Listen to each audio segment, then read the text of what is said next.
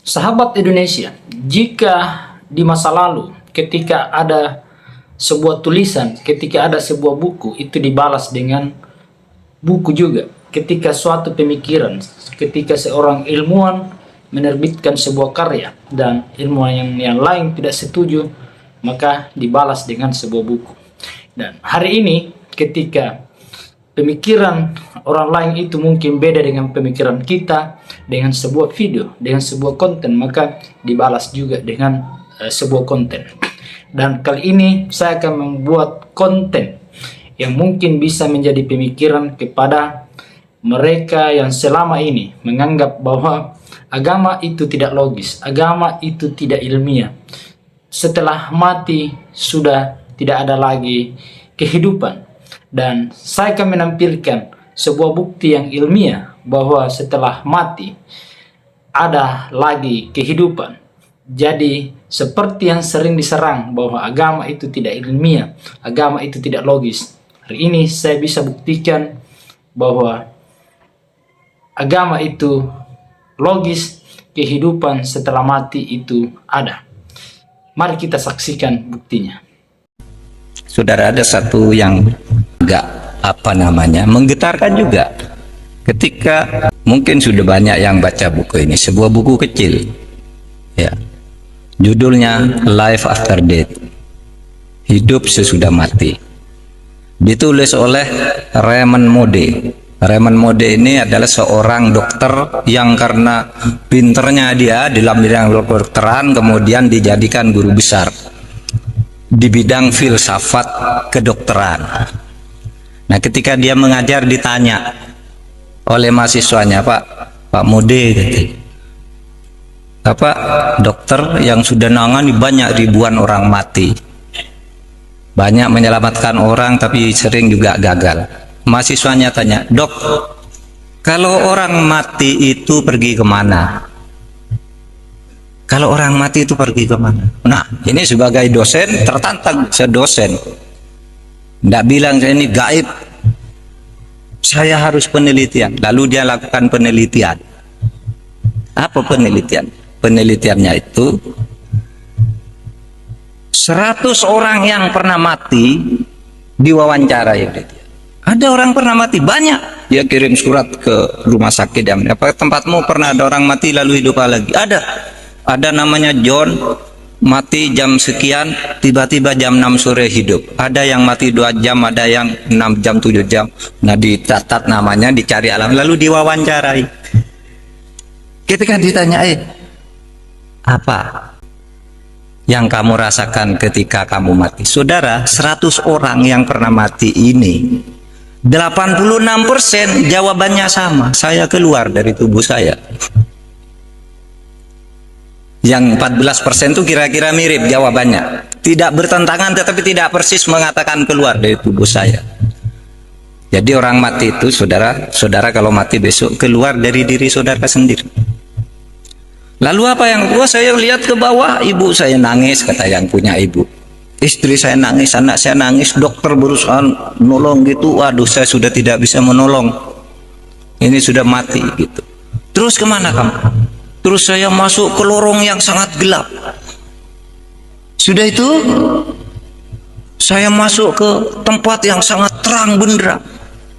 Apa yang kamu lihat di tempat terang benderang itu? Ini 100 orang jawabnya sama. Saya melihat seluruh perjalanan hidup saya dalam sekejap. Jadi sekejap dia bisa melihat semua apa yang dilakukan ketika hidup itu. Ya, ketika masuk sekolah, ketika pergi ke pasar, ketika pacaran, ketika berselingkuh, ketika korupsi, dilihat semua dalam sekejap itu. Terus sudah itu saya terus ke atas lagi, tiba-tiba ada tabir di sana, saya tidak bisa masuk. Seakan-akan ada suara, ngapain kamu ke sini, belum waktunya kamu. Terus saya hidup lagi. Saudara bisa baca bukunya, ini ilmiah, penelitian ilmiah tentang sesuatu yang tidak ilmiah.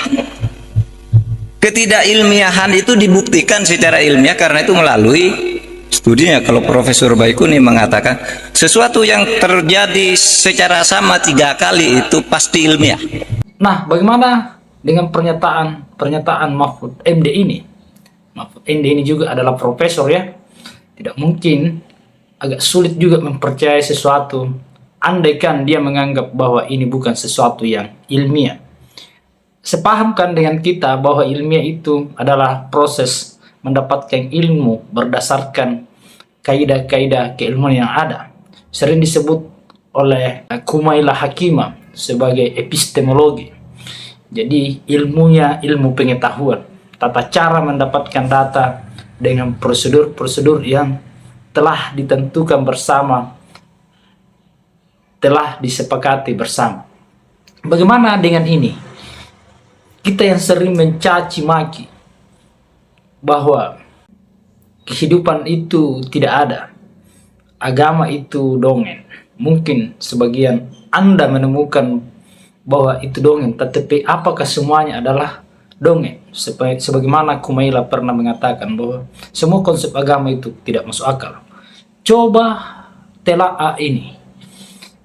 Penelitinya adalah seorang dokter, yang membacakan juga tadi adalah profesor. Tadi juga Roman Moody itu adalah profesor. Nah, bagaimana karena ini ilmiah? Nah itu dari 100 orang 86. Bahkan dikatakan 100% sama, cuma yang 14 itu variasinya tidak persis kalimatnya gitu.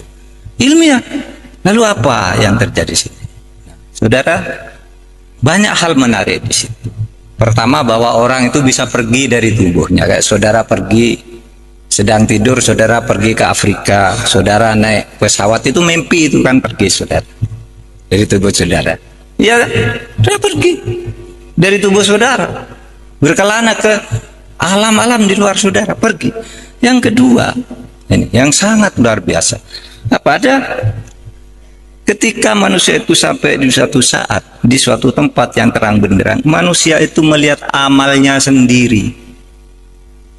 Sehingga dia tidak bisa mengatakan, saya tidak pernah mencuri. Ada situ, di alam terang itu kamu melihat sendiri. Itulah yang di dalam Al-Quran dikatakan, ma yalfidu an qaulin illa ladaihi raqibun atid. Tidak ada sesuatu pun yang kamu katakan, tidak ada sesuatu pun yang kamu lakukan di muka bumi ini kecuali dicatat dengan teliti dan lengkap oleh malaikat raqib dan malaikat atid. Jadi malaikat raqib dan atid itu tinggal menunjukkan aja. Maka kata Al-Quran itu kalau dalam surat Yasin itu al-yauma nakhtimu ala afwahihim wa tukallimuna aydihim. Suatu saat kamu tidak bisa memantah, Pak, saya tidak mencuri, saya tidak berselingkuh, saya tidak korupsi. Al-yauma nakhtimu ala afwahihim. Pada saat itu ketika amal itu akan ditunjukkan kepadamu apakah kamu orang baik apa tidak, mulutmu tidak bisa membantah. Terkunci, nakhtimu ala afwahihim. Kunci mulutnya, tidak boleh bilang tidak. Lalu apa? Yang bicara adalah wa tukallimuna aydihim, tangannya yang mengatakan, ini loh buktinya saya pernah nempeleng orang, ini loh pernah saya nyopet dompetnya orang, ini loh saya pernah nyolek cewek gitu. Pokoknya tangannya itu menunjukkan. Wa tasyhadu arjuluhum, dan kakinya itu mengatakan, iya saya yang berjalan menuju sana. Itu loh, ada filmnya. Hebat kan? Dulu orang waktu kita kecil tuh kalau membayangkan malaikat raqib atid itu apa ya? Wah, itu yang ada di belakang kita, bawa foto buku ditulis Pak Mahfud sedang pidato dapat pahala, ini sedang ini dosa. Nah begitu, langsung lebih hebat dari komputer yang berapa ribu mega. Langsung bisa dilihat dalam sekejap, dan itu dialami oleh orang yang pernah mati, dan itu bukan orang Islam tetapi mengonfirmasi apa yang dikatakan oleh Al-Quran tentang catatan di alam sana. Nah itulah yang dikatakan saudara. Maka Islam itu katakan oke, rasionalitas wajib hukumnya, kita rasional, tapi jangan terjebak ke dalam rasionalisme di mana yang kamu anggap benar itu hanya yang masuk akal. Karena seluruh yang masuk akal itu benar dan harus kamu percaya. Tetapi di luar itu banyak yang tidak masuk akal, yang justru mungkin lebih banyak dari yang masuk akal. yang juga mempengaruhi kehidupan dan selalu ditunjukkan oleh Tuhan. Jadi seperti itu. Jadi video ini memberi referensi tambahan. Saya mencoba memberi keseimbangan terhadap apa-apa yang telah dijelaskan selama ini, yang saya anggap itu menjelaskan secara tidak seimbang. Kalau ada hasil penelitian A, kita sebaiknya juga mencari sebuah penelitian yang bertentangan dengan itu kalau bisa, supaya kita bisa menarik kesimpulan secara objektif dari berbagai macam referensi. Bukan hanya satu jalur saja. Misalnya, kalau saya membaca semua buku-buku filsafat yang beraliran materialisme yang ujungnya adalah tidak percaya kepada Tuhan, itu kurang pas dalam mengambil sebuah kesimpulan. Seharusnya saya mengambil